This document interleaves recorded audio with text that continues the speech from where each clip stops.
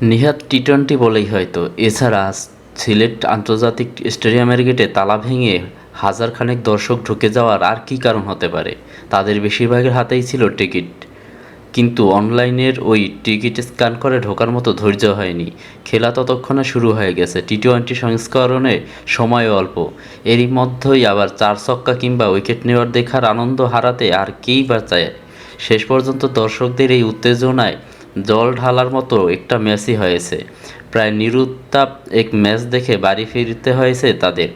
তবে তা বাংলাদেশের দাপটে জয় দেখার আনন্দটা সঙ্গী করে। ৩ ম্যাচের টি-টোয়েন্টি সিরিজের প্রথমটিতে নেদারল্যান্ডস হেরে গেছে ৮ উইকেটে। দর্শক যা দেখতে পেরেছেন সেখানে তাসকিন আহমেদের ৪ উইকেট নেওয়াই সবচেয়ে উল্লেখযোগ্য।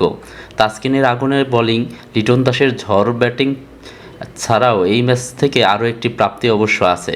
সাইফ হাসানের বোলিং। প্রায় ২ বছর ধরে আন্তর্জাতিক ম্যাচ না খেলায় এই ক্রিকেটারকে যে একেবারে এশিয়া কাপের স্কোয়াড নেওয়া হলো, সেটির পেছনে যুক্তি ছিল তার এই হাত ঘোরানোর শক্তিটাই। মাঝবিরতিতে সম্প্রচারকদের সাইফ বলেছেন, কঠোর পরিশ্রম আর প্রক্রিয়ার ফল তার এমন বোলিং। সুযোগ পেয়ে তা কাজে লাগাতে পারার স্বস্তিও ছিল তার কণ্ঠে। সাইফের সামর্থ্যর প্রমাণ দিতে যে পারা নির্বাচক ও টিম ম্যানেজমেন্টের বাকির জন্য স্বস্তি, তা তো বলাই বাহুল্য। বাংলাদেশের বোলারদের দাপটের কথা বলার ফাঁকে নেদারল্যান্ডসের ভালো যদি বলতেই হয়, তাও ওই বাংলাদেশের বোলিংয়ের সময়। ইনিংসের শুরুটা টি-টোয়েন্টি সুলভই শুরু করেছিলেন ডাচ ওপেনার ম্যাক্স ও ডাউড। মেহেদী হাসানের প্রথম ওভারে ৪ বল খেলে ২ রান করেছিলেন বটে, কিন্তু শরীফুল ইসলামের পরের ওভারে নিয়ে নেন ১৩ রান। তৃতীয় ওভারে আসা মেহেদী ওভার থেকে নেন ৯ রান, যাতে ছিল একটি ছক্কাও। কিন্তু তাকে বিধ্বংসী হওয়ার আগেই পরের ওভারে প্রথম বলে ফিরিয়ে দিয়ে বাংলাদেশকে প্রথম সাফল্যটা এনে দেন তাসকিন আহমেদ।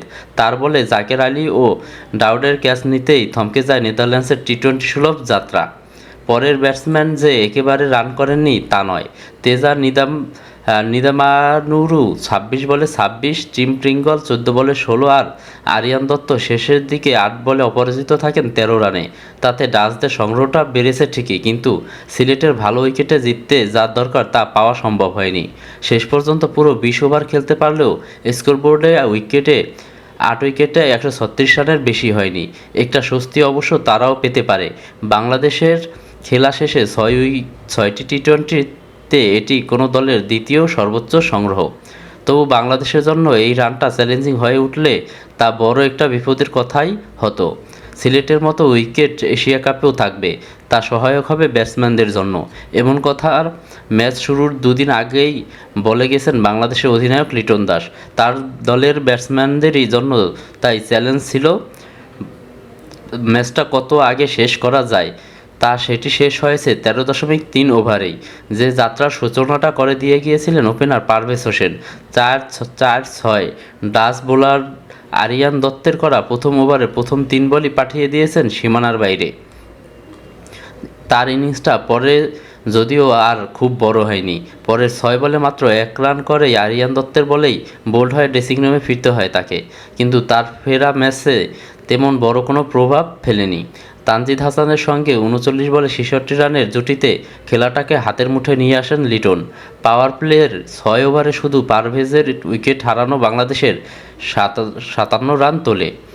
দশম ওভারে গিয়ে ভাঙে তানজিদের সঙ্গে লিটনের জুটি। টিম প্রিঙ্গলের ওভারে ২-৪-এ ২৪ বলে ২৯ রান করে আউট হন তানজিদ। কিন্তু এরপর আর সাফল্য দেখা পায়নি ডাচরা। বল হাতে ভালো করা সাইফ জ্বলে উঠেছেন ব্যাটিংয়েও। তাতে তার আর দলের স্বস্তিটা হয়তো বেড়েছে আরও। ১৯ বলে ৩ ছক্কা ও ১-৪-এ অপরাজিত ৩৬ রানে দলকে জিতিয়েই ফিরেছেন। সঙ্গে ছিলেন অধিনায়ক লিটন দাস, শুরু থেকেই যার ব্যাট দারুণ ছন্দে। ২৬ বলে ৫০ করেছেন, শেষ পর্যন্ত অপরাজিত ২৯ বলে ৫৪ রান করে, যাতে ছিল ৬টি ৪ ও ২টি ছক্কা। ৪ উইকেট নিয়ে ম্যাচ সেরা তাসকিন, সবচেয়ে বেশি রান লিটনের। তবে বাংলাদেশের ম্যাচটাতে সবচেয়ে বড় প্রাপ্তি কি সাইফ হাসান? হয়তো তাই। নেদারল্যান্ডস ২০ ওভারে ১৩৬ run, ৮ wicket. নিদামানরু ২৬, would ২৩, Pringle ১৬, সারিস ১৫। Taskin Ahmed ২৮ রানে ৪ উইকেট, সাইফ হোসেন ১৮ রানে ২ উইকেট, মুস্তাফিজ ১৯ রানে ১ উইকেট। বাংলাদেশ ১৩.৩ ওভারে ১৩৮ রান, ২ উইকেটে। লিটন দাস ৫৪ অপরাজিত, সাইফ হাসান ৩৬ অপরাজিত, তানজিদ 29, পারভেজ 15 রান, প্রিঙ্গল দত্ত 16 রানে 1 উইকেট, দত্ত 30 রানে 1 উইকেট। ফল বাংলাদেশ 8 উইকেটে জয়ী। সিরিজ 3 ম্যাচ সিরিজে বাংলাদেশ 2-1 জয়ী। ম্যান অব দ্য ম্যাচ হয়েছেন তাসকিন আহমেদ।